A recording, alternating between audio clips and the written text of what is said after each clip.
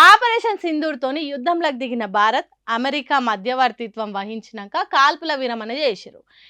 ఇప్పుడిప్పుడే పరిస్థితులన్నీ నిమ్మలమవుతున్నాయి. ఈ యుద్ధాన్ని దృష్టిలో పెట్టుకొని చాలా పనులు ఆపేయాల్సి వచ్చింది. మరి అవన్నీ మళ్ళా షాల్ చేస్తారట. గా పనులు ఎట్లున్నాయో చూద్దాం పారి. భారత్ పాకిస్తాన్ నడుమ అవుతున్న ఆపరేషన్ సింధూర్ వల్ల చాలా పనులు ఆపేయాల్సి వచ్చింది.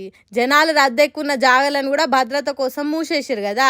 దినాం గాలి మోటార్ల ప్రయాణాలు బాగా అయితే పబ్లిక్ కూడా ఎయిర్పోర్ట్లకు వస్తారని 32 ఎయిర్పోర్ట్లను మూసేసారు.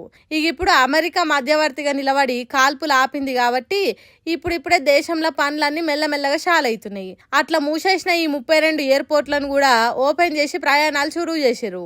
ఇవి షాలవుడుతోని ప్రయాణికులు విమానాయ సంస్థలు ఊపిరి పీల్చుకున్నాయి. నిలిచిపోయిన సర్వీసులన్నీ మెల్లగా ఒక్కొక్కటి షాలవుతుండేసరికి అందరూ నిమ్మలమవుతుర్రు.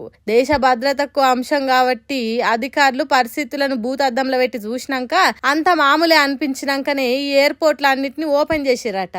ఇప్పటి సంది గాలి మోటార్ ప్రయాణాలు ఎప్పట్లెక్కనే అవుతాయట. మరి ఎవరన్నా ఈ యుద్ధం వల్ల బయట దేశ ప్రయాణాలు ఆపేసుకున్న వాళ్ళు ఉంటే పోవచ్చు.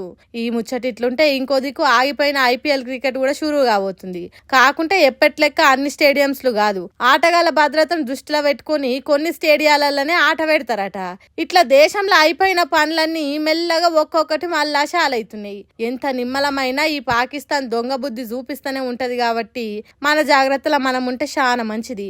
బయటకు పోయినప్పుడు లేకుంటే ఇండ్లలోనే ఉన్నా కూడా సైబర్ నేరాలకు రద్దెక్కున్న జాగలకు జర ఎంత దూరం ఉంటే అంత మంచిది. ఏమంటున్నాం పైలమ్మలా?